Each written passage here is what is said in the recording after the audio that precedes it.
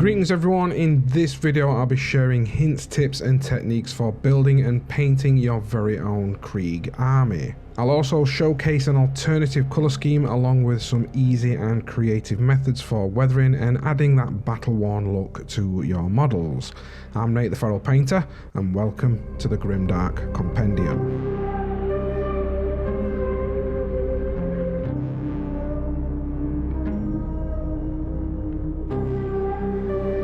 Before we dive into the main content, if you enjoy what you see here and want to deepen your skills in the Grimdark style, or even learn more about the Krieg, be sure to check out the grimdarkcompendium.com. There you'll find a wide range of courses, tutorials and resources to take your Grimdark hobby to the next level.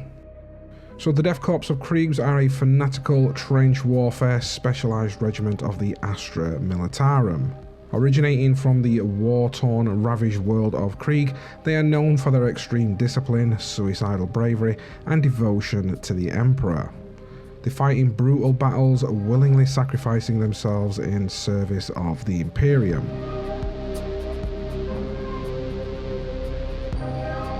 So when building an army, there's a few things I do like to take into consideration before jumping in, and one thing I love to do is experiment and create some individuality across my troops. The key here to the build is experimentation, but before finalising any assembly, I like to lay out a selection of potential parts and drive for each piece to see which suits the pose and the overall aesthetic of the model. Some parts may require some trimming or minor adjustments, but this process allows you to create unique, characterful soldiers with the battle-worn, kit-bashed look. But at first glance, these troops look the same, they've got the same colours, the same gear, and they look like they're from the same regiment, but that doesn't mean they have to feel identical. When I'm painting my miniatures and just creating them, I'm always thinking about their story. Every brushstroke, every layer of grime or rust, it's just another chance to add some personality and narrative to each model.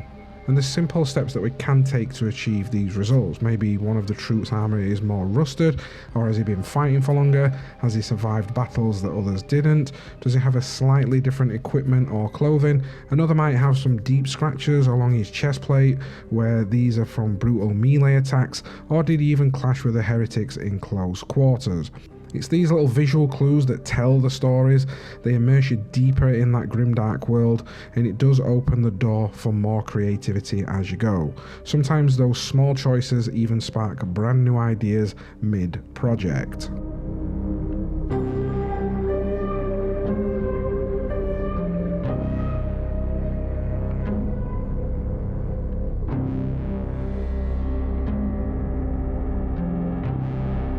To kick off this painting guide, I began by priming the model with Stynel Res Black Primer, followed by a Zenithal layer of Grey Primer. While this two-step priming process isn't strictly necessary, it's just something that I like to do to map out some shadows and highlights early on, and it gives me a clear, uniform look at the model, whilst also helping me to understand light and shadow and how it interacts across the surfaces. I'll let the primer dry for around 15 minutes before moving in with some AK Burnt Umber.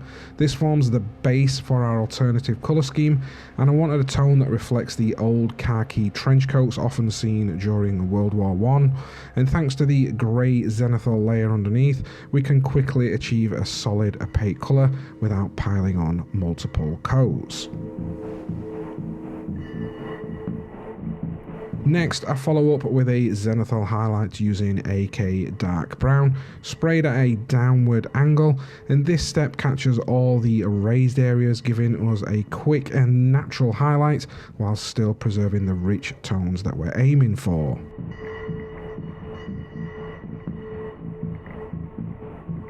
Once this step is complete, don't worry about any overspray. In fact, I actively encourage it, especially around the lower legs and backpack. We'll be adjusting the tones in these areas a little bit later on using some simple filters, and this will just help save time by eliminating some extra steps and base coats, helping us to speed up the overall painting process. That said, there are still a few areas where we can't avoid adding some additional colours and base tones, and I started by painting all the leather straps and boots with some contrast paint.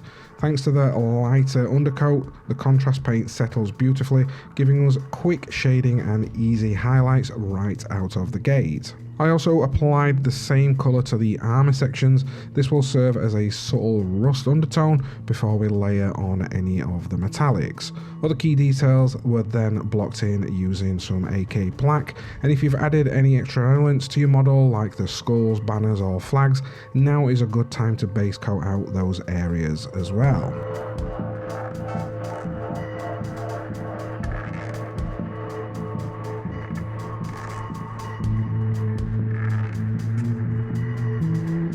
Turning my attention to the leather sections using a small part of a sponge, just like you would with chipping effects, I begin to stipple the paint on with the sponge to make that like distressed texture using a mix of brown and orange tones. I also added some using a brush, and I just did this in a stippling motion just to build up that worn, weathered look quickly and effectively.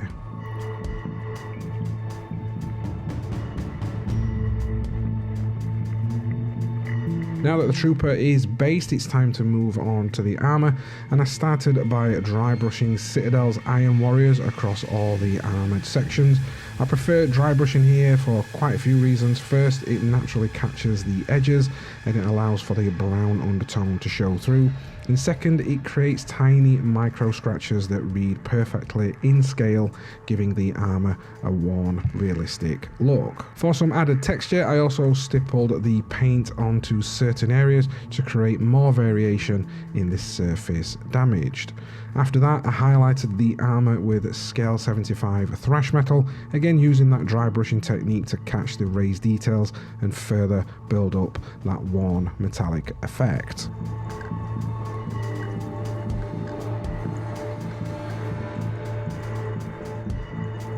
With all the acrylic work finished, we can now put away the wet palette and switch over to our dry palette. From here on, we'll be working exclusively with oils, enamels and weathering effects to complete this miniature. To begin, I applied a thin unifying wash of Villainy ink Groom's Grime, and this serves two purposes. It ties the colours together, creating a cohesive look across the model, and it also adds a subtle granular texture thanks to the formulation of the product.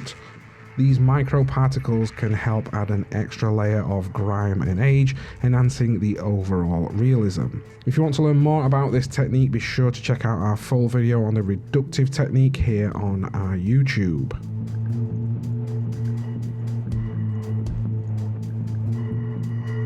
Moving on to oils, which like enamels offer longer working times and effortless blending. I start by preparing my oil paints first, and I always place my oils onto a piece of card, allowing the excess linseed oil to be absorbed by that card, and this just helps make the paint dry faster, and it also leaves behind a more matte finish.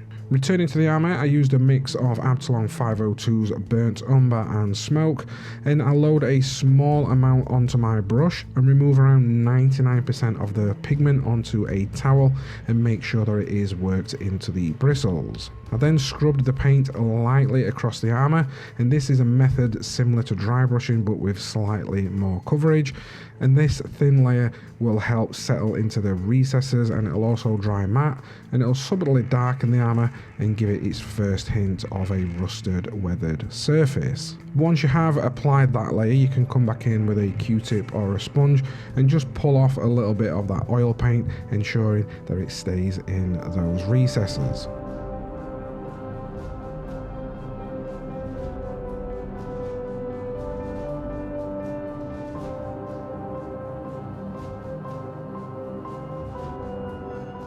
After that, I moved to add another layer of subtle decay, and using Villainy Sector Rust thinned in a 2:1 ratio with mineral spirits, I allowed the mixture to flow into the recesses, letting that pigment bleed and filter out naturally. At this point, I didn't even perform a removal pass, as the thinner ratio gave the perfect effect that I was desiring. However, if you do make any mistakes, you can easily correct them again with a Q-tip or sponge.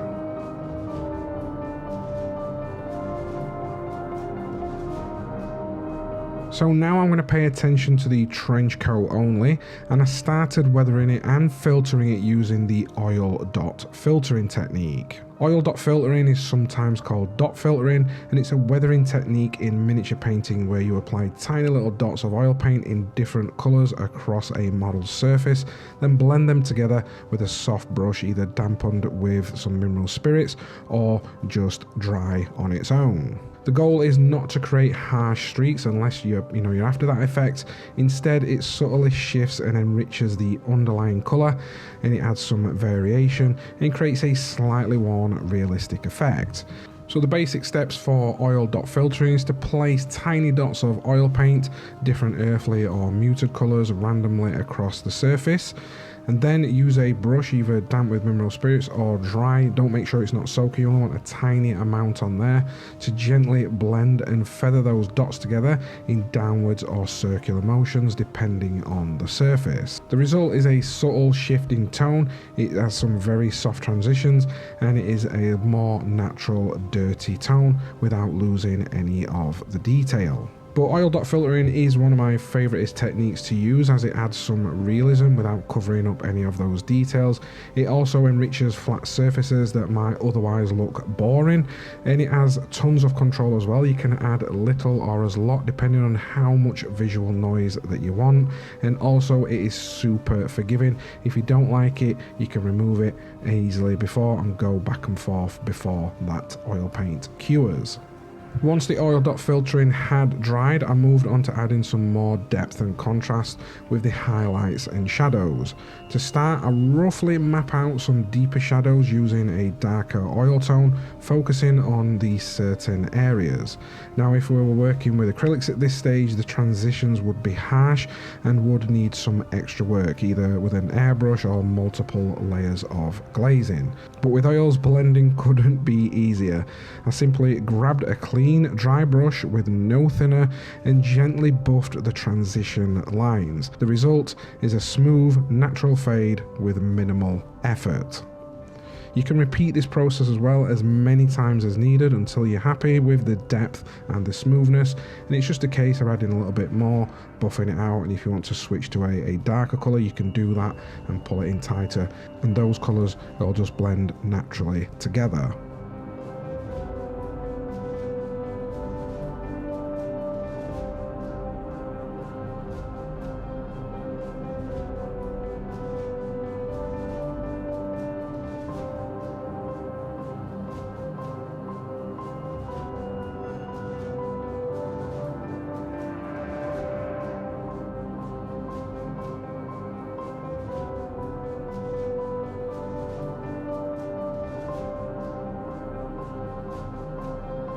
For some of the highlights, I mixed my original brown tone with the lighter colour and dry brushed it onto the raised areas, carefully catching those edges. Again, using a clean dry brush, I just softly feathered these highlights out.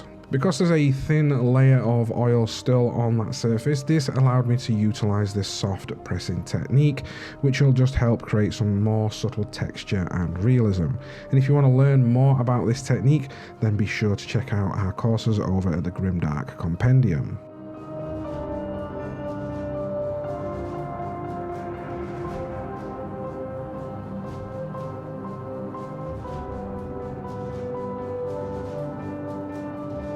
At this stage, even though we've had some natural surface finish variation, I wanted to push it even further using some varnishes.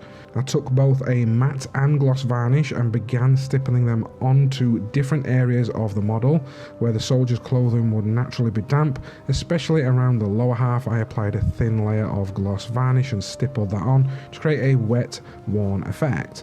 I also added a small dot of gloss varnish to each eye lens, and this will just help them keep sharp and have that reflective look. If you want to blend the gap between the gloss and matte effects, it's just a case of simply mixing those two varnishes together, and this will just help smooth out that transition between the matte, satin and gloss effects.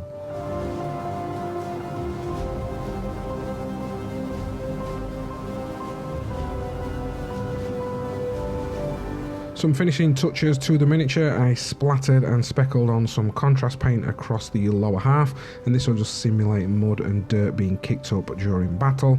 And I also added a small touch of Decay of Death around the exposed pipes and some of the equipment. Finally, to fully tie the model into the base, I lightly dusted pigment powders across the lower legs and feet, reinforcing that gritty, lived-in appearance. So let's quickly recap what we've done and why.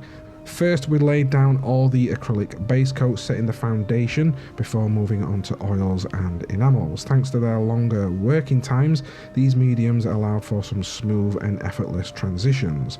These are far superior to traditional acrylic blending methods, and it opens up the door to some advanced techniques like the soft pressing.